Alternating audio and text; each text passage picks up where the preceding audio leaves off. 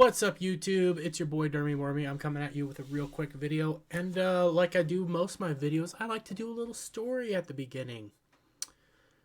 We're talking about Dead Island 2 today, and Dead Island actually has a bit of a history with me.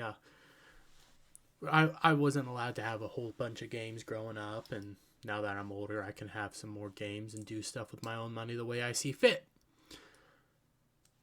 Dead Island came out. I'd never heard of it.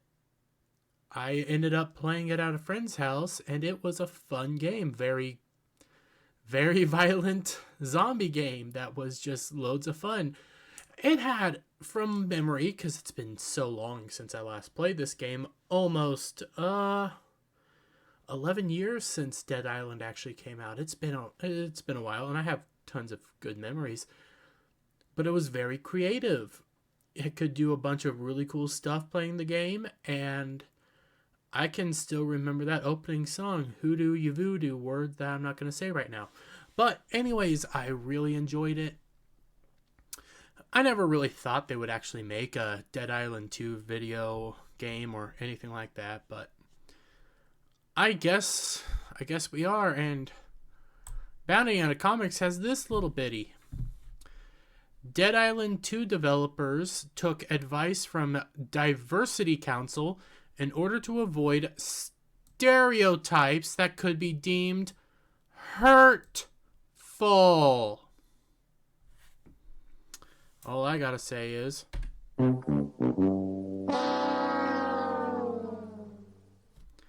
yes.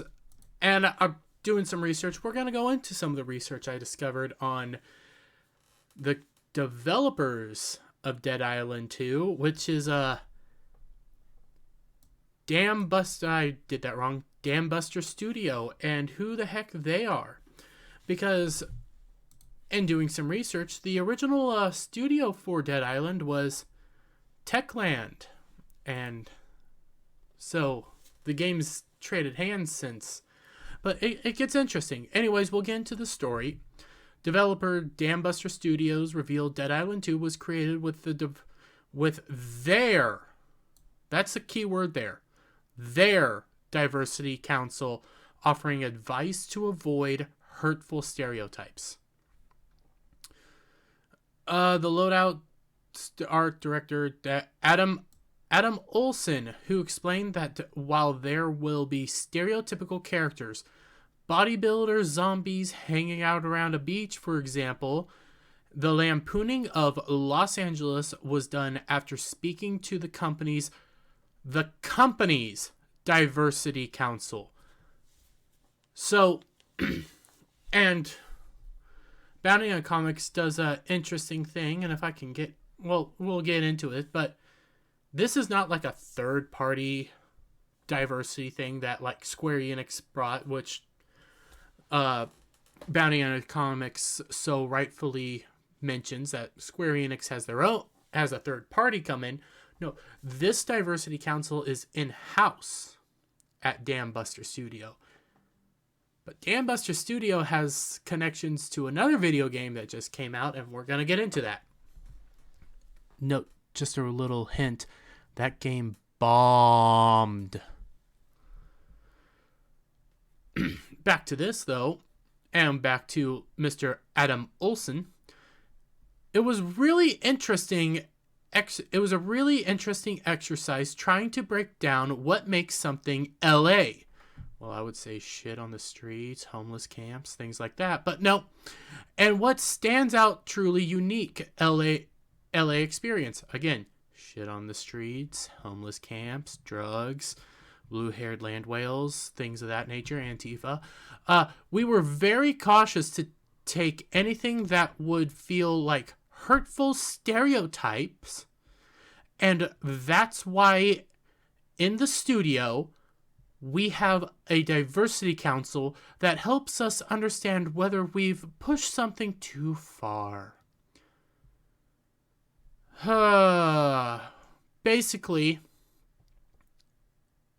the game's gonna be woke. Let's just establish it. But when you start going down through this article, Where does it begin? Right down here. The move may be somewhat surprising, especially for publisher Deep Silver, seemingly trying repeat history with their last major release, Saints Row Reboot. Developers, whatever stated. So, in doing some research, Dam Buster Studios, interesting little studio here, was founded in 2014 after Techland, which I think, well, this one that I can't say, they went under essentially. And where does it go? Financial crisis due to internal structuring, and was unable to pay wages to the staff members at the UK studio. The company at the time was working on Homefront: The Revolution, but I'm not even going to try to say it. Crytek decided to sell the franchise to Deep Silver. Well, Deep Silver, huh? Developers of the new Saints Row game. Deep Silver Volation. So, Dead Island 2 it's another wing of, it is being made by Dam Buster. Well, Dam Buster is a branch of Deep Silver. Deep Silver created the new Saints Row game. Oh, and we know how the new Saints Row game story's gone so far. Straight into the giant toilet. So they're trying to do it all over again with another franchise. Granted, Dead Island is a franchise that a fair bit of people know. It was a somewhat successful game, but it's a very old game, and it doesn't... You don't hear people talking about Dead Island the way they talk about Saints Row. Dead Island was a one-time game that we didn't really know if we would ever get a sequel to. We kept hearing they would, but we never knew for sure. And all I'm seeing written on the wall is, well, we're about to have another Saints Row incident where Reddit and Discords and a bunch of people are going to start coming out and saying that we're all hateful because we don't like whatever in the game. When in reality, the game fudging sucked. I have to watch my language sometimes. But this also harkens on to another thing that we're starting to see. With the Splinter Cell. And I need to get further into this. I need to still find the Reddit thread. But Geeks and Gamers talked about this morning. Splinter Cell is having a reboot adapted to modern audience, and wouldn't you know it, the Reddit for this game has done the exact same thing the Reddit for Saints Row did. So are we going to start seeing all these game developers start trying to follow Deep Silver and all their actions, in which they're sending Twitter out, Redditors, moderators, all sorts of people out just to go attack people that do not like what they're seeing? And remember, Saints Row, this new Saints Row was nothing but Gen Z, anti-capitalistic, fighting for student... It was so stupid. They wanted... I'm trying to remember exactly what it was, but it was like anti-capitalistic, trying to get student loan forgiveness. The stupidest thing ever. Definitely not Saints Row. So now you're going to tell me that Dead Island 2, which Dead Island was a very fun game. Got to see some zombie boobies.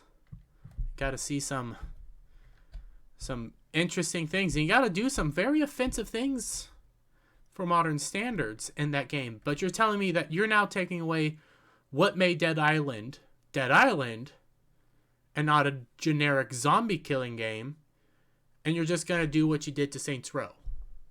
which you're doing to all these games. So we'll wait and see what happens next, but I have a feeling we're about to start seeing moderators coming out, Reddit threads getting locked, tweets coming out all the wazoo because we don't want whatever. When all we want is something fun and for you guys to quit messing with our stuff. So that's it for now. See you on the next one. Bye.